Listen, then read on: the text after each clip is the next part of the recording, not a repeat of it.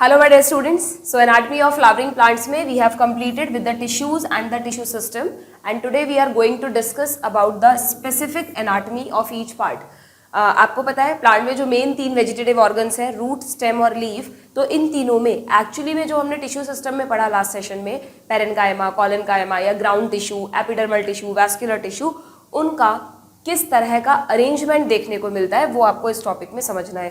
कई बच्चों को ये टॉपिक थोड़ा सा थ्योरेटिकल और बोरिंग टाइप का लगता है, बट अगर आप इसको इंटरेस्ट के साथ पढ़ोगे, चीज़ों को लॉजिकली कोरिलेट करोगे, तो आपको ना साथ के साथ लेक्चर के साथ ही ये टॉपिक याद हो जाएगा और डेफिनेटली इसमें से 1 से 2 क्वेश्चंस तो बनते ही बनते हैं. ठीक है, ये टॉपिक न्यू एनसीईआरटी में भी है, ओल्ड एनसीईआरटी में भी है, तो अच्छे से समझ लो कि प्लांट के रूट को, स्टेम को और लीफ को अगर हम सेक्शन लेकर देखेंगे तो हमें उसमें किस तरह से लेयर्स का अरेंजमेंट मिलेगा, कौन सी लेयर पेरेन्काइमा की बनी है, कौन सी कॉलेन्काइमा और कौन सी स्क्लेरेन्काइमा की. ओके, चलिए, बिल्कुल भी रटने वाली चीज़ें नहीं है, मैं आपको बिल्कुल लॉजिकली एक्सप्लेन करूंगी, आपको साथ के साथ याद हो जाएगा.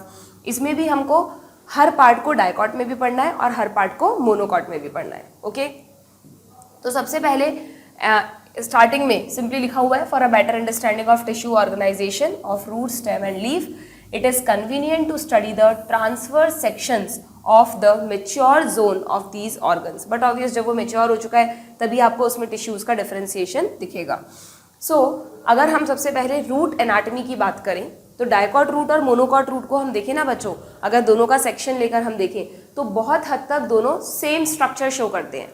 आप देखो इन दोनों डायग्राम्स को, आपकी ही एनसीईआरटी के डायग्राम है. This is of dicot root and this is of monocot root. हमेशा ध्यान रखो मोनोकॉट को हम बाद में पढ़ रहे हैं. क्यों? क्योंकि हम शुरू से कह रहे हैं क्लासिफिकेशन में कि मोनोकॉट्स आर मोर एडवांस्ड, है ना. क्लासिफिकेशन में भी एंजियोस्पर्म की जो 2 क्लास हैं, डाइकोटिलिडोनी, मोनोकोटिलिडोनी, उसमें मोनोकोटिलिडोनी को बाद में रखा गया है क्योंकि मोनोकॉट्स ज़्यादा इवॉल्व है. उसके कई सारे प्रूफ्स आपको इस चैप्टर में भी मिलेंगे, कुछ फिजियोलॉजी में समझ में आएगा. ओके, तो देखो आप किसी भी रूट को देख लो, वेदर ऑफ डाइकॉट और ऑफ मोनोकॉट, सबसे पहले रूट में एक आउटर मोस्ट लेयर मिलेगी आपको, that is of epidermis. But obvious maturation zone से आपने सेक्शन लिया है तो आपको एपिडर्मिस से रूट हेयर निकलते हुए दिखेंगे. ठीक है, रूट हेयर यूनिसेलुलर होते हैं, यू नो. नाउ हमेशा हम पढ़ चुके हैं एपिडर्मिस सिंगल लेयर्ड होती है, ठीक है, जो कि इलोंगेटेड पेरेन्काइमेटस सेल्स की बनी होती है. तो हर पॉइंट में रटना नहीं है कि epidermis is made up of elongated parenchymatous cell, वो तो हर जगह है, चाहे लीफ हो, स्टेम हो, रूट हो, everywhere epidermis is made up of parenchyma. और पेरेन्काइमा में रेक्टेंगुलर थोड़ी इलोंगेटेड सेल्स मिलेंगी क्लोजली पैक्ड, जिससे सिक्योरिटी सिस्टम परफेक्ट रहे. ओके, देन एपिडर्मिस के बाद आप देखो कितना बड़ा जोन है which is made up of cortex. ठीक है, मैंने आपको बताया था कल वाले सेशन में कि जो ग्राउंड टिश्यू है उसमें मेनली कॉर्टेक्स होता है और पिथ होता है और एक पेरिसाइकल होती है ना. तो कॉर्टेक्स वाले जोन में भी अगर आपको ध्यान हो तो मैंने चार्ट में बताया था कि कॉर्टेक्स की 3 लेयर होती हैं. एक एपिडर्मिस के जस्ट नीचे होती है हाइपोडर्मिस, फिर होता है जनरल कॉर्टेक्स और फिर सबसे अंदर वाली जो लेयर होती है वो होती है एंडोडर्मिस, जो इन्होंने यहाँ पर कौन से कलर से दिखाई है, यहाँ पर इन्होंने ये पिंक कलर की लेयर दिखाई है ना, एंडोडर्मिस. में थोड़ी सी एनसीईआरटी के डायग्राम में लेबलिंग्स इतनी प्रॉपर नहीं है, यहाँ पर थोड़ा सा एरोज को जो है ना वो थोड़ा ऐसा कर रखा है, बट हमें तो एनसीईआरटी की लेबलिंग समझनी है. तो एंडोडर्मिस मतलब आप हमेशा ध्यान रखो कि जो कॉर्टेक्स वाला जोन होगा वो कॉर्टेक्स वाला जोन हमेशा 3 जोन्स में डिवाइडेड रहता है. सबसे बाहर एक लेयर होती है हाइपोडर्मिस की, सबसे अंदर एक लेयर होती है एंडोडर्मिस की, और ये जो बीच वाला पार्ट होता है इसको बोलते हैं जनरल कॉर्टेक्स, जिसको कई बार सिंपली कॉर्टेक्स भी लिख देते हैं. ठीक है, तो डू रिमेंबर, इसमें कहीं आपको हाइपोडर्मिस दिख रही है क्या? नहीं, क्योंकि रूट्स में हाइपोडर्मिस नहीं होती. मेनली आप देखना स्टेम में जो हाइपोडर्मिस होगी ना वो स्टेम की मैकेनिकल स्ट्रेंथ बढ़ाएगी. रूट्स को क्या जरूरत है मैकेनिकल स्ट्रेंथ की? रूट पे थोड़ी ना पूरा प्लांट टिका है, रूट को तो सॉइल से पकड़ के एनकोरेज बनाना है. तो इसलिए लॉजिकली आप याद रख सकते हैं रूट्स में हाइपोडर्मिस इज एब्सेंट. चाहे मोनोकॉट रूट हो चाहे डाइकॉट रूट हो, हाइपोडर्मिस रूट्स में होती ही नहीं है, क्योंकि हाइपोडर्मिस मेनली मैकेनिकल स्ट्रेंथ के लिए है और मैकेनिकल स्ट्रेंथ की रूट्स में कोई नीड नहीं है. ठीक है, तो हाइपोडर्मिस तो है नहीं भाई, तो जनरल कॉर्टेक्स है. और जनरल कॉर्टेक्स मल्टी लेयर्ड होता है हमेशा, और मैंने तुम्हें शुरू से याद करवाया है कि चाहे कॉर्टेक्स हो चाहे सेंटर में पिथ हो, दोनों के लिए हमेशा याद रखो it is made up of loose parenchyma. तो कॉर्टेक्स और पिथ कोई भी हो, पिथ को मेड्यूला भी कहते हैं, कॉर्टेक्स हो चाहे अंदर की तरफ पिथ हो दैट इज मेड्यूला, हमेशा दोनों बने होते हैं लूज पेरेन्काइमा के. ठीक है, तो कॉर्टेक्स में आपको अलग से रटने की जरूरत नहीं, आप देख सकते हो सेल्स लूजली अरेंज्ड है, लगभग आइसोडायमीट्रिक सेल्स है, थोड़ी छोटी बड़ी दिखा रखी है अलग अलग लेयर्स में, बट आईसीएस भी दिख रहा है आपको, ये वाइट कलर का स्पेस दिख रहा है, तो इसमें भी कोई डिफरेंस नहीं हुआ डाइकॉट और मोनोकॉट रूट में। ठीक है भाई, अब आ जाओ एंडोडर्मिस पर। अभी हम सारे पॉइंट्स एनसीईआरटी से पढ़ेंगे, एक बार हम डायग्राम में देख लें। अब आ जाओ एंडोडर्मिस पर। एंडोडर्मिस देखो आप, चाहे डाइकॉट रूट में देख लो चाहे मोनोकॉट रूट में देख लो, मैंने आपको कल एक बात बताई थी कि एंडोडर्मिस जो है, कॉर्टेक्स तो मैंने क्या बोला, हमेशा लूज पैरेन्काइमा का बना होता है, एपिडर्मिस हमेशा टाइटली पैक्ड पैरेन्काइमा का बना होता है, टाइटली पैक्ड पैरेन्काइमा का बना होता है, सिंगल लेयर्ड होता है ना, एपिडर्मिस सिंगल लेयर्ड होता है, कॉर्टेक्स हमेशा मल्टी लेयर्ड होता है। एंडोडर्मिस की खासियत है कि एंडोडर्मिस बना होता है बैरल शेप्ड पैरेन्काइमा, ये भी पैरेन्काइमा का ही बना है। रूट में ना आप देखना मैक्सिमम जगह पैरेन्काइमा ही डाला है नेचर ने, ओके, पर बस यहाँ पर एंडोडर्मिस की जो सेल्स हैं उनका जो शेप है वो बैरल शेप्ड होता है। मैंने आपको ड्रॉ करके बताया था ना कि एंडोडर्मिस की सेल्स इस तरह से ढोलक, बैरल आपने देखा होगा है ना, बैरल को आप ढोलक से भी, अगर बैरल किसी को नहीं पता तो आप ढोलक जैसा भी मान सकते हैं, तो जो सेल्स होंगी वो इस तरह की बैरल शेप्ड सेल्स होंगी। क्लियर, समझ में आ रही है? चारों तरफ जो लाइनिंग होगी, हमने सेक्शन लिया रूट का तो आपको सामने से ऐसे गोल सेक्शन दिख रहा है ना, तो उसमें जब एंडोडर्मिस की लेयर, आपने ऊपर से एपिडर्मिस की लेयर हटा दी, फिर कॉर्टेक्स की मल्टी लेयर्स हटा दी, तो आपको जो नेक्स्ट लेयर मिलेगी वो किसकी मिलेगी, एंडोडर्मिस की। और एंडोडर्मिस बहुत इजीली पहचान में आ जाती है because it is made up of barrel shaped cells. ठीक है, अब एंडोडर्मिस का एक बहुत ही स्पेसिफिक पॉइंट अभी मैं तुमको आगे पढ़ाऊंगी कि रूट्स की जो एंडोडर्मिस होती है उसमें कुछ स्पेशल सुबेरिन की बनी स्ट्रिप्स होती हैं जिनको कैस्पेरियन स्ट्रिप्स कहते हैं, उनके बारे में अभी हम बाद में बात करेंगे, पहले हम ओवरऑल देख रहे हैं। ठीक है, बट यस, एंडोडर्मिस में एंडोडर्मिस का ही कैरेक्टरिस्टिक फीचर है कैस्पेरियन स्ट्रिप्स। ये देखो अभी पढ़ेंगे हम इसके बारे में कि ये क्या होती हैं। ओके देन, अब ये तो कॉर्टेक्स वाला रीजन खत्म हो गया ना, तो इसका मतलब ग्राउंड टिश्यू में हमने कहा था एक तो कॉर्टेक्स होता है, फिर एक पेरिसाइकिल की लेयर होती है और फिर अंदर सेंटर में पिथ होता है ना। तो एंडोडर्मिस के बाद कौन सी लेयर आनी चाहिए बताओ, पेरिसाइकिल की लेयर आनी चाहिए। तो नेक्स्ट जो लेयर है वो किसकी है, पेरिसाइकिल की, जो कि इस डायग्राम में इन्होंने यहाँ जाके पेरिसाइकिल को लेबल किया है। ठीक है, हालांकि एक्चुअली अगर हम देखें इधर भी आप देखो पेरिसाइकिल को इधर ये वाले सेल से लेबल किया है, हालांकि पेरिसाइकिल जो है ना, नॉर्मली आप उसको ऐसे याद रखना है कि पेरिसाइकिल वैस्कुलर बंडल के चारों तरफ एक लेयर की फॉर्म में होता है, उसका नाम ही है पेरिसाइकिल, यानी पेरी यानी चारों तरफ। वैस्कुलर बंडल्स को प्रोटेक्ट करने के लिए नेचर ने उनके चारों तरफ एक एडिशनल लेयर बनाई है, that is pericycle. But root में क्या होता है, जो पेरिसाइकिल है ना वो थोड़ी सी जाइलम फ्लोएम अलग अलग है, तो थोड़ी सी इनके ऊपर ऐसे बिखरी सी रहती है, तो इसलिए यहाँ पर आपको पेरिसाइकिल अंदर की तरफ दिखाई है ऐसे। बट अगर आप सिंपल लाइन डायग्राम बनाओ, रूट का लाइन डायग्राम बनाओ, तो कैसे बनाओगे, देखो सबसे पहले एपिडर्मिस बता दोगे, ये मान लो एपिडर्मिस है, फिर मान लो हाइपोडर्मिस तो दिखानी ही नहीं है तुमको, तो मान लो ये वाला पूरा जोन तुमने कहा कॉर्टेक्स का है। ठीक है, फिर तुमने कहा कि भाई एक बैरल शेप्ड सेल्स की लाइनिंग है, दैट इज एंडोडर्मिस, और फिर हम बना देंगे पेरिसाइकिल, ये मान लो पूरी पेरिसाइकिल की रिंग है। ठीक है, पेरिसाइकिल, और फिर उसके अंदर आ जाएंगे क्या, जाइलम और फ्लोएम के पाइप। एंड यू नो कि रूट में रेडियल अरेंजमेंट होता है, हमने पढ़ा है, रेडियल में एक जाइलम एक फ्लोएम, फिर एक जाइलम एक फ्लोएम, फिर एक जाइलम एक फ्लोएम। आप डिफ्रेंशिएट करने के लिए फ्लोएम को ऐसे थोड़ा डॉटेड दिखा दो, सीव ट्यूब होता है ना फ्लोएम में, ये जाइलम हो गए। और ड्रॉप में हमेशा पॉइंट बाहर की तरफ यानी एक्सार कंडीशन हो गई, हर बात को यहाँ पे ध्यान में रखते हुए चलना है। ठीक है, तो अगर मैं वैस्कुलर बंडल्स बनाऊं तो उनके बीच में भी खाली जगह बचेगी क्या, अगर रूट में से ऐसे पाइप जा रहे हैं जाइलम फ्लोएम के, तो उनके सेंटर में जो खाली जगह बचेगी, दिस वन, इसको कहते हैं पिथ। सिंपल, दिस इज पिथ या मेड्यूला। ठीक है, तो पेरिसाइकिल जो है वो आप ऐसे भी समझ सकते हो, और एक्चुअली रूट में जो पेरिसाइकिल है वो थोड़ी मल्टी लेयर्ड होती है, उसकी 3-4 लेयर्स होती हैं, तो पेरिसाइकिल की सेल्स ना थोड़ा थोड़ा यहाँ भी आ जाती हैं, ये जो जाइलम फ्लोएम के बीच बीच में गैप है ना, थोड़ा थोड़ा, पूरा गैप नहीं भर रही है, थोड़ा थोड़ा यहाँ पर भी आ जाती है, इसलिए एनसीईआरटी में पेरिसाइकिल उन्होंने इसको लिख दिया है। तो आप कंफ्यूज मत होना, ये सेंट्रल टिश्यू तो पिथ है। और एक बात बता देती हूँ मैं तुम्हें कि ये जो पिथ है जिसको मैं व्हाइट कलर से बना रही हूँ मान लो, तो पिथ भी किसका बना है, लूजली पैक्ड पैरेन्काइमा का बना है। तो पिथ की ही कुछ सेल्स, ये जो जाइलम फ्लोएम के बीच में गैप है ना, इसमें एक्सटेंडेड रहती है, पिथ की ही सेल्स, ये लूज पैरेन्काइमा जाइलम फ्लोएम के बीच के गैप को भरता है। तो अगर हमें पेरिसाइकिल दिखानी भी है तो पेरिसाइकिल को बस हम यहाँ तक कह सकते हैं कि भाई ये वाला जोन पेरिसाइकिल का है, ये वाला पूरा जोन किसका है, पेरिसाइकिल का है। क्लियर। बाकी एग्जैक्टली अगर हम देखें ये वाला पेरिसाइकिल का है। ओके। बाकी ये वाले जो हमने सेल्स दिखाई है ना जो पित्त से निकल रही हैं, उसको कहते हैं बच्चों conjunctive tissue. Very very important. ये थोड़ा सा अलग वर्ड है, सिर्फ एक जगह आया है एनसीईआरटी में इस टॉपिक में, तो आप भूल जाते हैं अगर नीट में क्वेश्चन आए तो, बट हमारे लिए तो हर एक पॉइंट इंपॉर्टेंट है। तो कंजक्टिव टिश्यू क्या है, जो पित्त या मेड्यूला है उसके एक्सटेंशंस हैं बिटवीन द जाइलम फ्लोएम। ठीक है। तो इस तरह रूट की एनाटॉमी होती है, चाहे आप डाइकॉट रूट देखो चाहे मोनोकॉट रूट देखो। देखो पेरिसाइकिल हो गया, पेरिसाइकिल के बाद इन्होंने जो रेड कलर से दिखाए हैं ये तो जाइलम के पाइप्स हैं। अब देखो इन्होंने जाइलम में भी आपको दिखाया है कि जो छोटी छोटी बनाई है ना उन्होंने वेसल्स, ट्रैकिड और वेसल्स, वो प्रोटोजाइलम है, और मेटाजाइलम का एरो देखो अंदर जा रहा है, तो इसका मतलब प्रोटोजाइलम आउटसाइड है। तो कौन सी कंडीशन हो गई, एक्सार्क कंडीशन हो गई। चाहे आप डाइकॉट में देख लो चाहे मोनोकॉट में देख लो, छोटी वेसल्स कहाँ है, बाहर की तरफ, प्रोटोजाइलम कहाँ है, बाहर। तो रूट में हमेशा आपको कौन सी कंडीशन मिलेगी, एक्सार्क। और मेटाजाइलम कहाँ है, जो बड़ी वेसल्स है अंदर की तरफ, ये मेटाजाइलम की है। क्लियर। तो ये पूरे जाइलम के पाइप दिखा दिए, और इनके बीच बीच में किसके पाइप हैं, फ्लोएम के। ये देखो अब इन्होंने उसको डिफरेंशिएट नहीं किया, इसलिए मुझे एनसीईआरटी का डायग्राम थोड़ा सा सही नहीं लगता।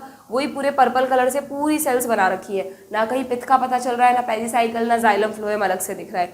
तो बट इसीलिए ये डायग्राम आप एक एडिशनल बना के रख सकते हैं कि भाई अगर एक पाइप जाइलम का है तो दूसरा पाइप हमेशा फ्लोएम का होगा, क्योंकि जाइलम और फ्लोएम डिफरेंट रेडियस पर होते हैं, और डिफरेंट रेडियस पर होने की वजह से ये कौन से वैस्कुलर बंडल्स हैं बच्चों, रेडियल वैस्कुलर बंडल्स। ठीक है। सारा पुराना जो हमने पढ़ा है वो सब रिवाइज होने वाला है इस टॉपिक में आपका। ओके। और क्योंकि हमने ड्रॉप बाहर बनाई है तो ये किसको, जाइलम कैसा है, जाइलम एक्सार्क कंडीशन में है। ठीक, बात समझ में आ गई। ओके। तो इन्होंने फ्लोएम बस जस्ट यहाँ पे ऐसे एरो कर दिया कि भाई यहाँ पे फ्लोएम है बीच बीच में, दो जाइलम के पाइप के बीच में। क्लियर। और बाकी जो सेंटर टिश्यू है very very important, that is पित्त और मेड्यूला। तो फिर डाइकॉट और मोनोकॉट रूट में फ़र्क ही क्या हुआ, जब सारा अरेंजमेंट ऊपर से लेकर नीचे तक एक जैसा दिख रहा है हमको, तो what is the difference between dicot root and monocot root. ध्यान से सुनना, इन दोनों में कोई मेजर डिफरेंस नहीं होता, एक मेन डिफरेंस होता है इनके नंबर ऑफ जाइलम पूल्स में, नंबर ऑफ जाइलम बंडल्स में। देखो यहाँ पर 4 जाइलम के पाइप दिखाएं तो बट ऑब्वियस 4 ही फ्लोएम के होंगे। यहाँ पर गिनो 1 2 3 4 5 6 7 8 जाइलम पाइप दिखाएं। तो जब तुम थ्योरी में जाओगे तो डाइकॉट रूट की थ्योरी में लिखा हुआ है कि डाइकॉट रूट की थ्योरी में लिखा हुआ है there are usually 2 to 4 xylem and phloem patches. Xylem patches के नंबर 2 से 4 होते हैं, मतलब कम है। ठीक है। Only 2 to 4 xylem are there. यहाँ पर लिख देती हूँ मैं ये वाला पॉइंट, डाइकॉट रूट में आपको मिलेंगे 2 to 4 जाइलम पूल, जबकि मोनोकॉट रूट की थ्योरी में हम पढ़ेंगे यहाँ पर हमेशा मोर देन 6 जाइलम पूल मिलते हैं, 6 से ज़्यादा ही मिलेंगे हमेशा आपको। ठीक है।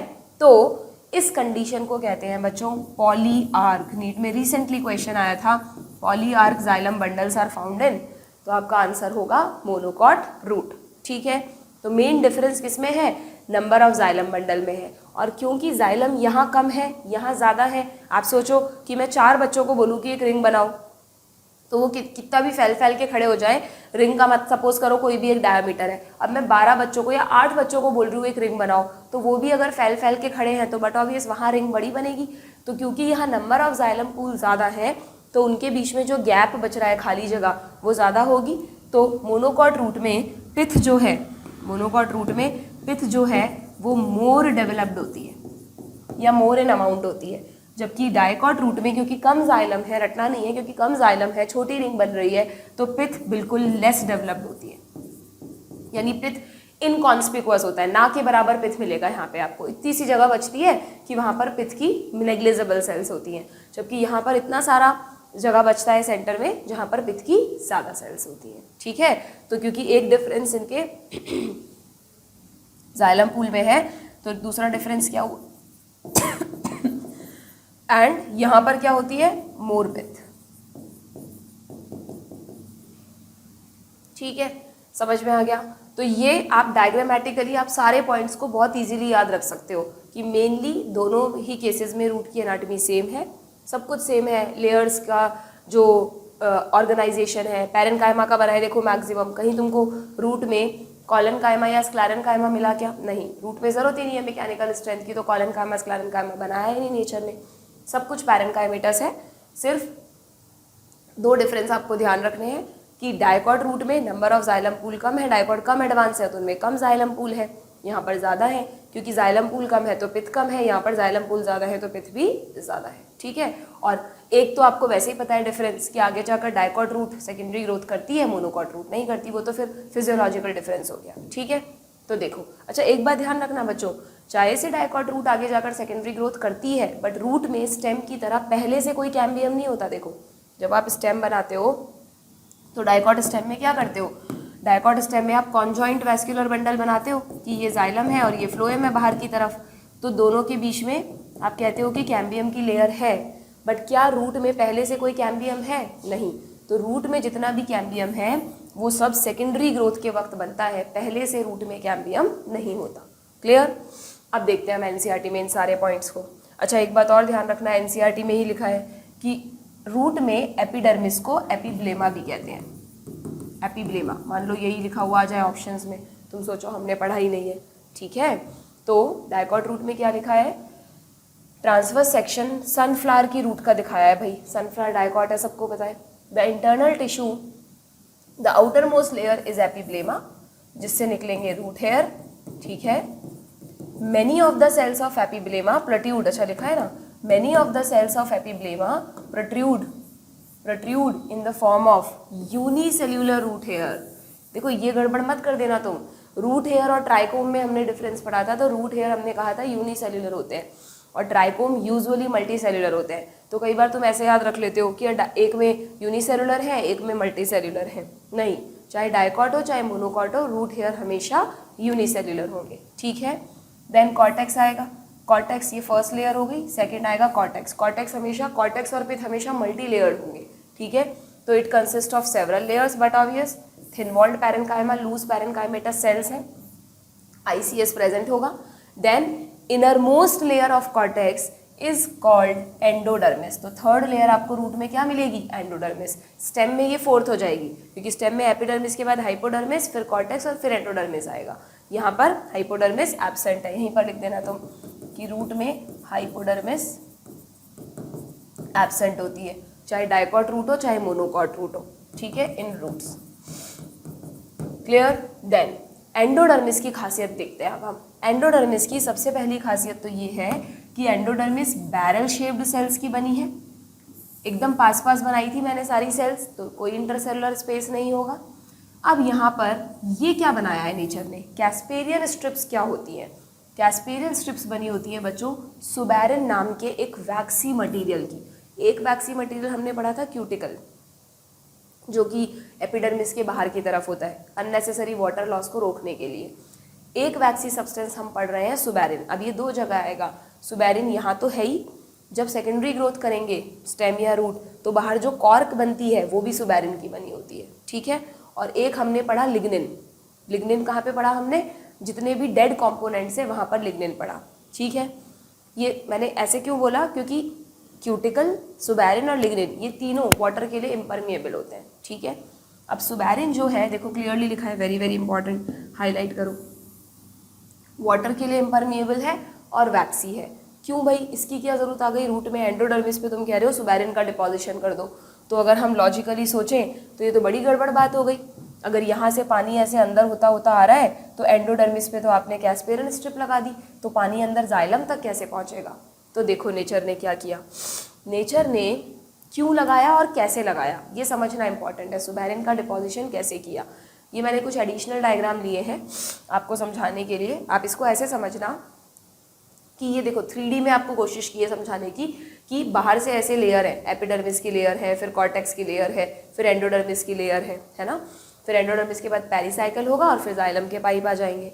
तो सुबैरिन की लेयर कहाँ लगाई नेचर ने? सुबैरिन की लेयर लगाई है कौन सी वॉल पर? इस ऊपर वाली वॉल को, ये जो ऊपर ऐसे वाली हॉरिजॉन्टल सरफेस है ना सेल्स की, उनको कहते हैं ट्रांसवर्स वॉल, ठीक है। और ये वाली जो वॉल है, यानी आप ऐसे इमेजिन करो, ये एक ईंट है, इसके पास में एक ईंट रखी है, इधर एक ईंट रखी है, ऊपर भी ऐसे ईंट रखी है, नीचे भी ऐसे ब्रिक्स की एक सिंगल दीवार बना दो ऊपर से लेकर नीचे तक, ठीक है। अब मैं आपको कह रही हूँ कि जो ब्रिक है, जो ईंट है, उसमें ये जो दोनों वॉल हैं जिनको हम कहते हैं रेडियल वॉल, इन पर सुबैरिन चढ़ा दो, और ये जो ट्रांसवर्स वॉल है इन पर भी सुबैरिन चढ़ा दो, ठीक है। आमने सामने वाली जो वॉल है ना, ये वाली और ये वाली, इन पर नहीं लगाना सुबैरिन, इनको सुबैरिन फ्री रखना है। आपको कहाँ लगाना है? ट्रांसवर्स वॉल पे, और ये क्या है? रेडियल वॉल पे, ठीक है। Transverse wall and radial wall पे। अब ये जो ट्रांसवर्स वॉल और रेडियल वॉल है, अगर मैंने इस पे सुबैरिन की स्ट्रिप लगा दी तो तुम सोचो कि पानी जो है वो क्या दो ब्रिक्स के बीच में से यहाँ से जा सकता है क्या? ये एक ब्रिक है, ये दूसरी ब्रिक है, और रेडियल वॉल पे पूरी सुबैरिन लगा हुआ है, तो इनके इधर से जा सकता है क्या? नहीं जा सकता। या इधर वाली दो ब्रिक्स के बीच में से इधर से जा सकता है? नहीं। या ये एक है, ये इसके ऊपर दूसरी है, तो इन दो ईंट के बीच में जो जगह है वहाँ से जा सकता है? वहाँ भी तो आपने सुबैरिन लगाया, वहाँ से भी नहीं जा सकता। ऐसे ही नीचे भी लगाया है, तो उसके नीचे अगर एक और एंडोडर्मिस की सेल है तो दोनों के बीच में अगेन सुबैरिन है, वहाँ से भी नहीं जा सकता।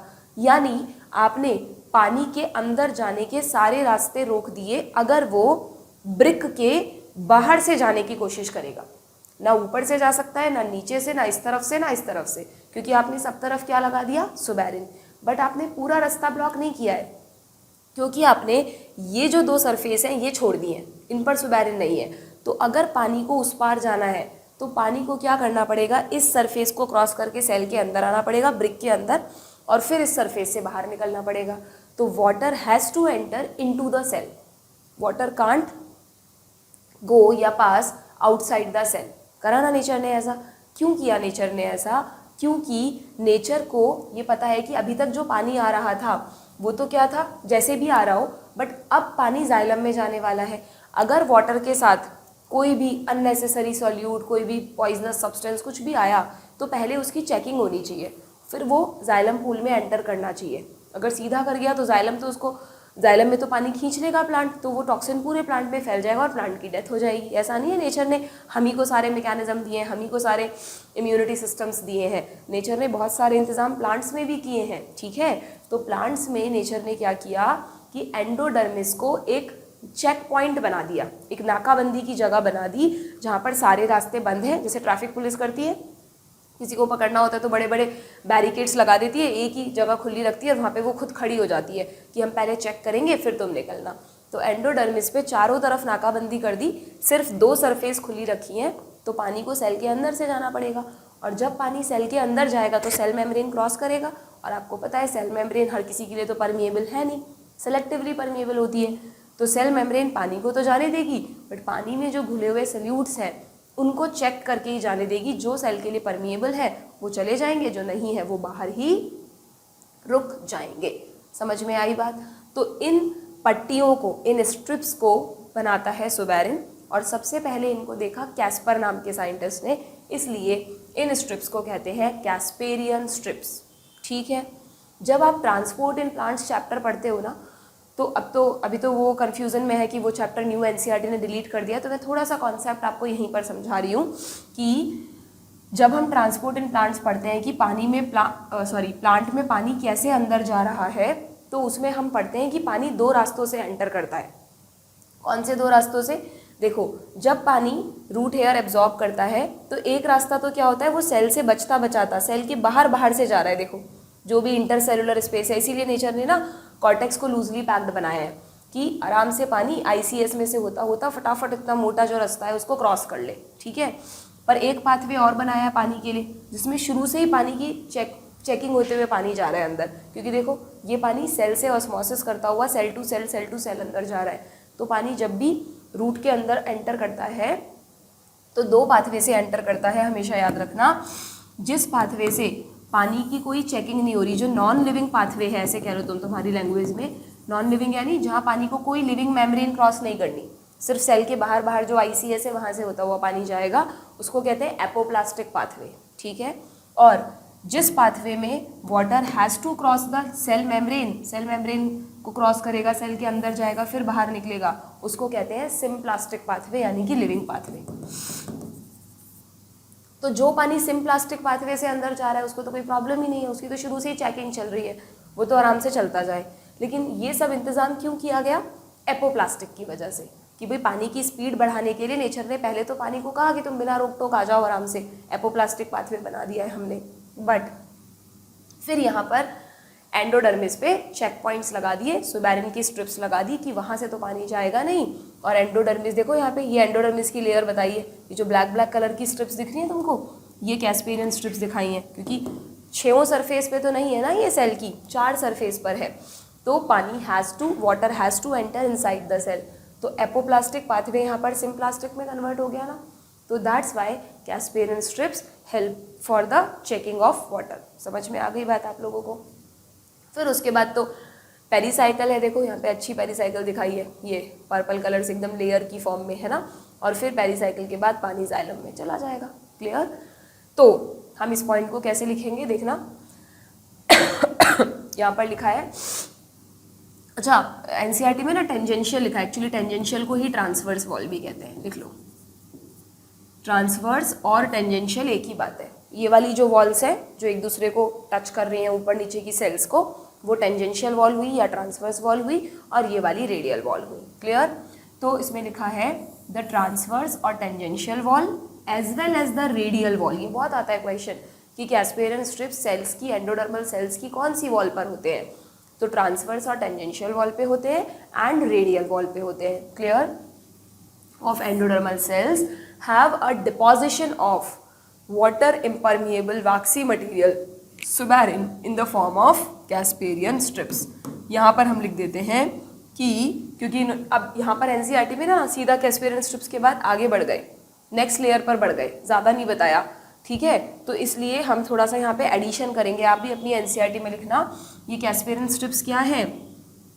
They prevent apoplast entry of water. ठीक है? एपोप्लास्ट का मतलब नॉन लिविंग, ये वाटर की नॉन लिविंग पाथवे से एंट्री को रोक रहे हैं। They prevent apoplast entry of water and, ये कैस्पेरियन स्ट्रिप क्या कर रही हैं? And convert it into symplastic pathway. Symplastic that is living pathway. अब मैं डिटेल में नहीं लिख रही हूँ कि एपोप्लास्ट और सिम्प्लास्ट क्या है, ठीक है? बस मैंने शॉर्ट में लिख दिया non living pathway, living pathway, and convert it into symplastic pathway. So endodermis act as checkpoint. Endodermis root के लिए क्या है? चेक पॉइंट की तरह है, नाकाबंदी के सेंटर्स है जहाँ से बिना चेकिंग के पानी अंदर गलत चीज़ों को नहीं ले जा सकता।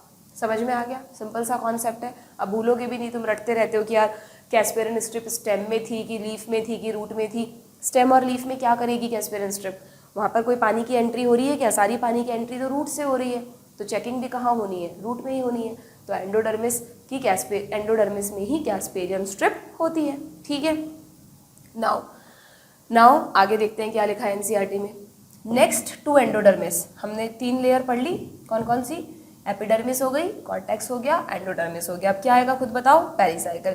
तो next to endodermis lie a few layers. देखो अब पेरीसाइकिल वापस से सिंगल लेयर्ड नहीं है, फ्यू लेयर्स है, और थोड़ा सा इनको थिक वॉल्ड बनाया गया है, क्योंकि मैंने कहा ना कि पेरीसाइकिल वैस्कुलर बंडल्स को प्रोटेक्ट करने के लिए बनाया गया है। थोड़ा सा थिक वॉल्ड कर दिया, बाकी है पेरेन्काइमा का। Okay, thick walled parenchyma pericycle. ठीक है? इस पेरीसाइकिल की क्या इंपॉर्टेंस है? कुछ इसके और भी फंक्शंस हैं क्या? भाई प्रोटेक्ट तो कर रही है इनडायरेक्टली वैस्कुलर बंडल को, कुछ और भी करती है क्या? बिल्कुल करती है।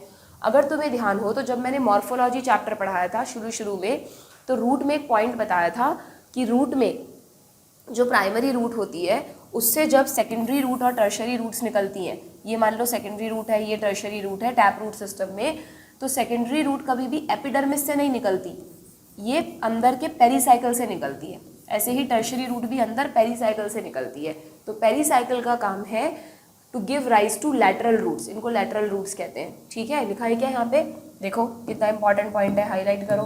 पेरीसाइकिल क्या करता है? Initiation of lateral roots. Lateral roots का मतलब लिख लो secondary and tertiary roots in tap root system. Fibrous root system में तो होती ही नहीं है सेकेंडरी टर्शरी रूट्स।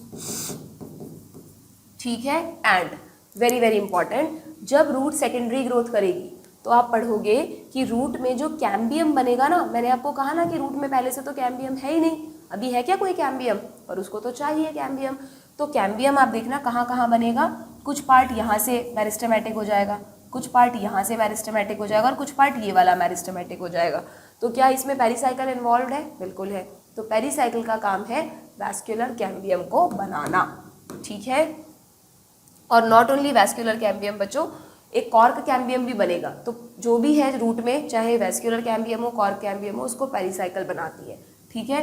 तो इसमें लिखा है initiation of lateral root and initiation of vascular cambium during the secondary growth. इन्होंने तो वैस्कुलर लिख के छोड़ रखा है, बट आप यहाँ पे कॉर्क भी ऐड कर लो। एंड कॉर्क, ये आता है क्वेश्चन कि रूट में कैम्बियम कहाँ से ओरिजिनेट होता है, तो रूट में वैस्कुलर कैम्बियम भी पेरिसाइकिल से बनता है और कॉर्क कैम्बियम भी पेरिसाइकिल से बनता है, ठीक है। समझ में आ गई बात आप लोगों को? ये हो गया आपका फोर्थ लेयर पेरिसाइकिल। अब पेरिसाइकिल के बाद आएंगे वैस्कुलर बंडल और सेंटर में आएगा पिथ। तो पहले पिथ के बारे में पढ़ लेते हैं। Now the fifth part that is pith is, क्योंकि हम डाइकॉट रूट पढ़ रहे हैं, तो पिथ इज कैसी है? पिथ स्मॉल एंड इनकॉन्स्पिकुअस। इनकॉन्स्पिकुअस यानी नेग्लिजिबली डेवलप्ड, बिल्कुल ना के बराबर अमाउंट है, ठीक है। इनकॉन्स्पिकुअस का मतलब नेग्लिजिबल, इनविजिबल, जो दिख भी नहीं रहा, इतना कम पिथ है, ठीक है। Then what is conjunctive tissue? The parenchymatous cells, उसी पिथ की जो पैरेन्काइमेटस सेल्स है, they lie between xylem and phloem, xylem phloem के बीच बीच में बिखरी हुई है, इसी को कहते हैं कंजक्टिव टिश्यू। जब स्टेम में हम ऐसा पढ़ेंगे वहाँ पर उसको कहेंगे मेड्यूलरी रेज, मेड्यूला से निकलने वाली मेड्यूलरी रेज। रूट में इसको कहते हैं पिथ से निकलने वाला कंजक्टिव टिश्यू। इतना सा फर्क है, सिर्फ नाम अलग अलग है, ठीक है। तो ये हो गया आपका ग्राउंड टिश्यू हो गया, एपिडर्मल टिश्यू हो गया। अब वैस्कुलर टिश्यू पे आ जाओ। वैस्कुलर टिश्यू में क्या क्या बताया भाई? अगर हम वैस्कुलर टिश्यू की बात करें तो अभी हमने देखा था, ये पॉइंट हाईलाइट कर दो, सब लोग पूछते हैं ये। There are usually 2 to 4 xylem and phloem patches, ठीक है। Later a cambium ring develop between the xylem and phloem, बोला है ना बाद में, अभी नहीं है जाइलम फ्लोएम, बट क्योंकि डाइकॉट रूट की बात हो रही है तो डाइकॉट रूट में ये वर्ड इंपॉर्टेंट है, लेटर। जितना भी कैम्बियम डेवलप होगा वो बाद में डेवलप होगा, ठीक है। और रिंग की फॉर्म में develop between the xylem and phloem, जो हम सेकेंडरी ग्रोथ में पढ़ेंगे, ओके।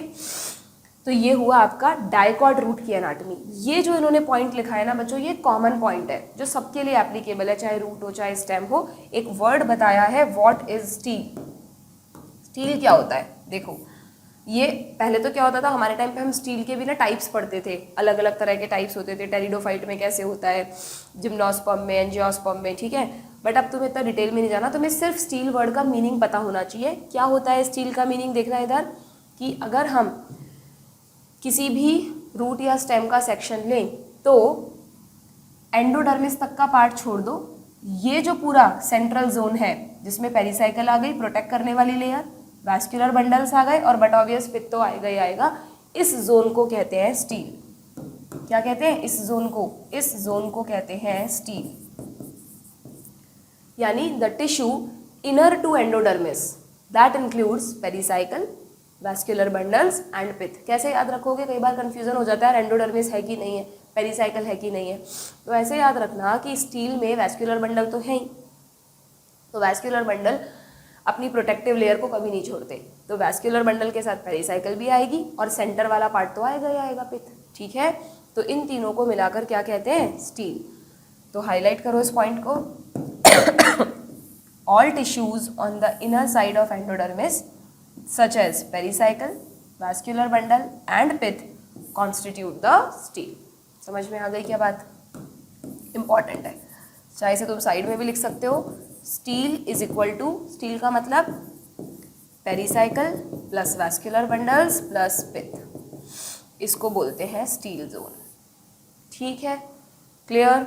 तो ये डाइकॉट रूट हुआ। मोनोकॉट रूट की एनाटॉमी अगर हम देखें तो मोनोकॉट रूट में क्या क्या है भाई? The anatomy of monocot root, खुद ही के लिखा है एनसीईआरटी में, is similar to dicot root in many respects. हम देख चुके हैं। डिफरेंस क्या है इसमें? एपिडर्मिस है, कॉर्टेक्स है, एंडोडर्मिस है, पेरिसाइकल, वैस्कुलर बंडल, पिथ, वो सारी लेयर हैं जो वहाँ पर थी, ठीक है। यहाँ पर हमने पिथ तक तो नंबरिंग कर दी थी ना, पिथ तक तो 5th नंबर डाल ही दिया था, 6th नंबर आपको डालना है वैस्कुलर बंडल्स पे। तो रूट की एनाटॉमी में 6 पॉइंट्स आपको याद रखने हैं, तो वही 6 के 6 पॉइंट्स यहाँ पर भी है, epiblema, cortex, endodermis, pericycle, vascular bundle and pith. ठीक है, then what is the difference as compare to the dicot root which have fewer xylem bundle. Dicot root में कम होते हैं xylem bundle, there are usually more than 6 xylem bundles in the monocot root. 2 से 3 बार recently ये question पूछा गया है, very important. Polyarch condition कहाँ मिलेगी आपको? मोनोकॉट रूट में। ठीक है, क्लियर। दूसरा डिफरेंस क्या है? पिथ जो है मोनोकॉट का, क्योंकि बड़ी रिंग बन रही है तो पिथ बड़ा है, वेल डेवलप्ड है, क्लियर। एंड तीसरा डिफरेंस क्या है कि मोनोकॉट रूट में कभी भी कैम्बियम नहीं बनता, आगे जाकर भी नहीं बनता, सो नो सेकेंडरी ग्रोथ। ठीक है, तो डाइकॉट रूट और मोनोकॉट रूट में सिंपली आप अपने शॉर्ट नोट्स में इस तरह डिफरेंस लिख के रख सकते हैं। मैं लिख नहीं रही हूँ, बता दिए मैंने, 3 पॉइंट्स बता दिए आपको। फर्स्ट जाइलम बंडल, यहाँ पे 2 से 4, यहाँ more than 6 polyarch, less pith, more pith, no secondary growth, yes and no secondary growth. Done. ये हुआ आपका रूट की एनाटॉमी। रटना पड़ा क्या कहीं भी? बिल्कुल लॉजिकली हमने पढ़ा। अगर हम एक बार समराइज करें तो रूट की एपिडर्मिस बनी है सिंगल लेयर्ड पैरेन्काइमा की, हाइपोडर्मिस है ही नहीं, कॉर्टेक्स मल्टी लेयर्ड है, लूज पैरेन्काइमा का बना है, barrel shaped thick walled single layer है एंडोडर्मिस की, जिसमें नाकाबंदी हो रखी है कैस्पेरियन स्ट्रिप्स की, सुबैरिनाइज स्ट्रिप भी बोल सकते हो। फिर मल्टी लेयर्ड पेरिसाइकल है जो कि अगेन पैरेन्काइमा का बना हुआ है, उसी पेरिसाइकल से सेकेंडरी टर्शरी रूट निकलते हैं और उसी पेरिसाइकल से आगे आने वाले टाइम में एक और कैम्बियम, वैस्कुलर कैम्बियम बनता है। सेंटर में पिथ है जो कि अगेन लूज पैरेन्काइमा का बना हुआ है। पिथ से जो थोड़े बहुत टिश्यू निकल रहे हैं जाइलम फ्लोएम के बीच में, कंजक्टिव टिश्यू। और जाइलम फ्लोएम की अगर बात करें तो रूट में रेडियल बंडल्स होते हैं, एक्सार्क कंडीशन में होते हैं, और डाइकॉट में 2 से 4, जबकि मोनोकॉट में मोर देन 6 यानी पॉलीआर्क जाइलम बंडल्स होते हैं, जिसकी वजह से मोनोकॉट में पिथ बड़ा होता है जबकि डाइकॉट रूट में पिथ छोटा होता है। बस खत्म रूट की एनाटॉमी। समझ में आ गया अच्छे से?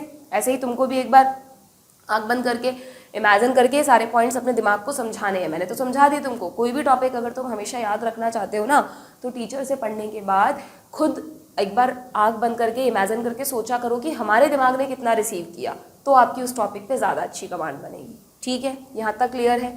ओके।